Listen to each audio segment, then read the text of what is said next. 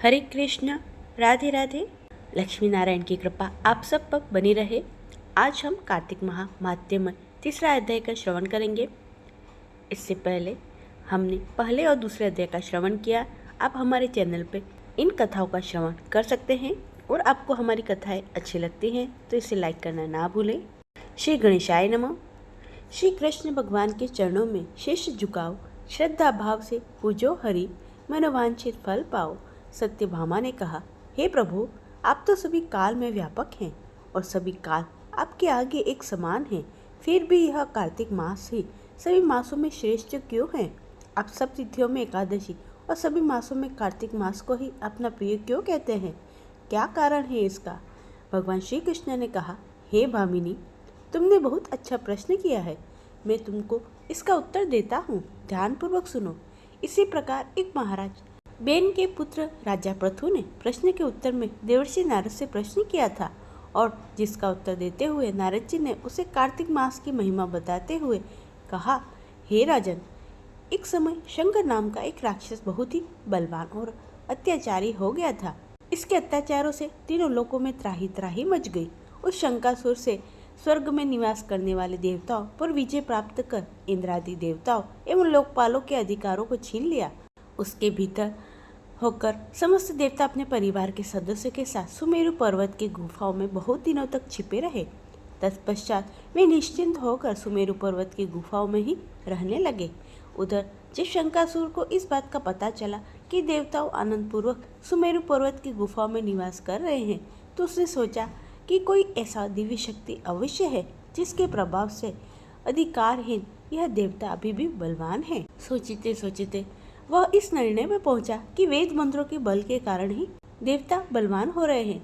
यदि इनसे वेद छीन लिए जाए तो वे बलहीन हो जाएंगे। ऐसा विचार कर शंकासुर ब्रह्मा जी के सत्यलोक से शीघ्र ही वेदों को हर लाया। उसके द्वारा ले जाते हुए भय से उसे चंगुल से निकल भागे जल में समा गए। शंकासुर ने वेद मंत्रों तथा बीज मंत्रों को ढूंढते हुए सागर में प्रवेश किया, परंतु न तो उसको वेद मंत्र मिले न ही बीज मंत्र मिले। जब शंकासुर सागर से निराश होकर वापस लौटा तो उस समय ब्रह्मा जी पूजा की सामग्री लेकर सभी देवताओं के साथ भगवान विष्णु की शरण में पहुंचे और भगवान को गहरी निद्रा से जगाने के लिए गाने बजाने लगे और धूप गंध आदि से बारंबार उनका पूजन करने लगे। धूप नैवेद्य आदि अर्पित किए जाने पर भगवान की निद्रा टूटी और वह देवताओं के सहित ब्रह्मा जी को अपना पूजन करते देख बहुत प्रसन्न हुए और कहने लगे, मैं आप लोगों के इस कीर्तन और मंगलाचरण से बहुत ही प्रसन्न हूँ। आप अपना अभीष्ट वरदान मांगिए, मैं अवश्य प्रदान करूँगा। जो मनुष्य अश्विन शुक्ल की एकादशी से देवोत्थान एकादशी तक ब्रह्म मुहूर्त में उठकर मेरी पूजा करेंगे, उन्हें तुम्हारी ही भांति मेरे प्रसन्न होने के कारण सुख की प्राप्ति होगी। आप लोग जो पाग्य, अर्घ, आचमन और जल की सामग्री मेरे लिए लाए हैं, वे अनंत गुणों वाली होकर आपका कल्याण करेगी। शंकासुर द्वारा हारे हारे गए संपूर्ण वेद जल में स्थित हैं। मैं सागर सुर शंकासुर का वध करके उन वेदों को अभी लाए देता हूँ। आज से बीज मंत्र और वेदों सहित मैं प्रतिवर्ष कार्तिक मास में जल में विश्राम किया करूँगा। अब मैं मत्स्य का रूप धारण करके जल में जाता हूँ। तुम सब देवता भी मनुष्यों सहित मेरे साथ जल में आओ। इस कार्तिक मास में जो श्रेष्ठ मनुष्य प्रातः का स्नान करते हैं, वे सब यज्ञ के अविवृत स्नान द्वारा भली भांति नहा लेते हैं। हे देवेंद्र, कार्तिक माह में व्रत करने वालों को सब प्रकार से धन, पुत्र, पुत्री आदि देते रहना और उनकी सभी आपत्तियों से रक्षा करना। हे धनपति कुबेर, मेरी आज्ञा के अनुसार तुम उनके धन धान्य की वृद्धि करना, क्योंकि इस प्रकार का आचरण करने वाला मनुष्य मेरा रूप धारण करके जीवन मुक्त हो जाता है।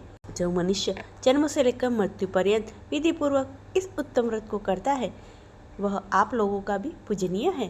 कार्तिक शुक्ल पक्ष की एकादशी तिथि को तुम लोगों ने मुझे जगाया है, इसलिए यह तिथि मेरे लिए अत्यंत प्रतिदायिनी और माननीय है। हे देवता, यह दोनों व्रत नियम पूर्वक करने से मनुष्य मेरा सानिध्य प्राप्त कर लेते हैं। इन व्रतों को जब करने से जो फल मिलता है वह अन्य किसी व्रत से नहीं मिलता। अतः प्रत्येक मनुष्य को सुखी और निरोग रहने के लिए कार्तिक महात्म्य में एकादशी कथा सुनते हुए उपयुक्त नियमों का पालन करना चाहिए।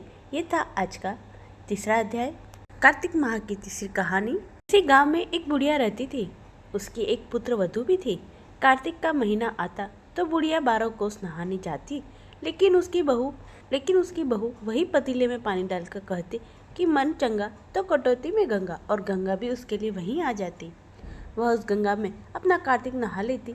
एक बार कार्तिक नहाते हुए सांस की नद बह गई और बहकर वो बहू के पास नहाने वाले पतीले में आ गई, तो उसने वह उठाकर रख ली। सांस घर वापस आई, उसकी नद पानी में बह गई। बहू ने सांस को उदास देकर पूछा, आप उदास क्यों हैं? सांस ने कहा, मेरी नद गंगा जी में बह गई। बहू ने कहा, अच्छा वह नद? वह तो मेरे पास है। सांस ने पूछा, वह कैसे तुम्हारे पास है? बहू ने कहा, सासू जी आप तो 12 कोस कार्तिक नहाने जाती हो, मैं तो यही कटड़ी में पानी डालकर कह देती हूँ मन चंगा तो कटौती में गंगा, और गंगा जी बहकर मेरे पास आ जाते हैं, जिससे मैं स्नान कर लेती हूँ। आज गंगा जी बहकर आई तो उसी में आपकी नद भी आ गई, जिसे मैंने उठाकर रख दिया। इस कहानी के बाद कहना चाहिए, जैसे बहू की आई सभी के आए, लेकिन जैसे सांस की आई वैसे किसी के न आए। जैसी कृपा भगवान ने बहू पे की, वैसे ही कृपा कथा सुनने वाले, कथा पढ़ने वाले, ओंकार भरने वाले पे करना। बोलिए कृष्ण कन्हैया लाल की जय, कार्तिक माह की जय। ये था कार्तिक महात्म्य का 3रा अध्याय और कथा। आशा करती हूँ आपको अच्छी लगी होगी। इसे लाइक करें, चैनल को सब्सक्राइब कर लें, कमेंट में जय श्री कृष्ण लिखना ना भूलें। सभी भक्तों को प्रेम भरा राधे राधे।